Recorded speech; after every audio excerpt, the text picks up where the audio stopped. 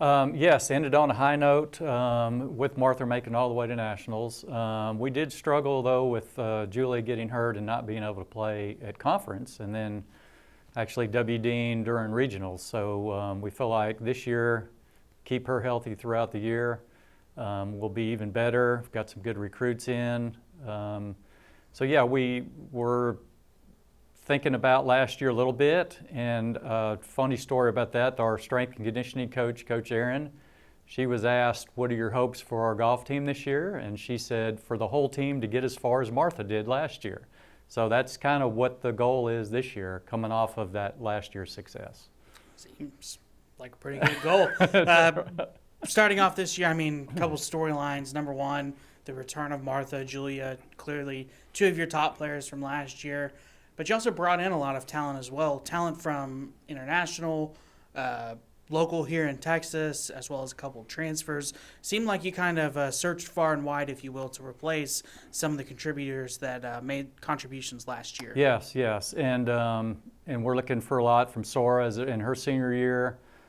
She had a good solid year last year, had some really low rounds. Allie had a good tournament this summer, and she's already off to a pretty consistent start in qualifying this year. So yeah, the new ladies, we're excited about them, trying to kind of learn their games and get to know them a little bit. And they are from here and there, so there's just definitely some good personalities there. And I've been watching the team, and they seem to really get along. We got good camaraderie and good support for each other, so I'm excited about see how they do coming up. The other storylines, unfortunately, have been the heat, as well as just kind of the drought we're in. Golf courses, it seems like it gets harder and harder to find good golf courses that let college golf teams on. But during this heat wave, it seems like you guys have had a really hard time finding courses to play on. Luckily, Holly Tree has been extremely accommodating for you guys. So just talk a little bit about how your schedule works on a week-to-week basis. How do you practice? And just kind of an insider look at UT Tyler Women's Golf. Yes, Holly, we partnered with Holly Tree this year. Really excited about that, and believe it or not, with the weather, their course is in phenomenal shape. So we've just enjoyed every round out there. We also do practice a couple other courses in town. It's been a struggle this semester already with class schedules and practice time. So we're having to do our qualifying rounds and team playing together on the weekends. So obviously it's nice when you get a couple days off during the week, but the weekends have been pretty busy for us.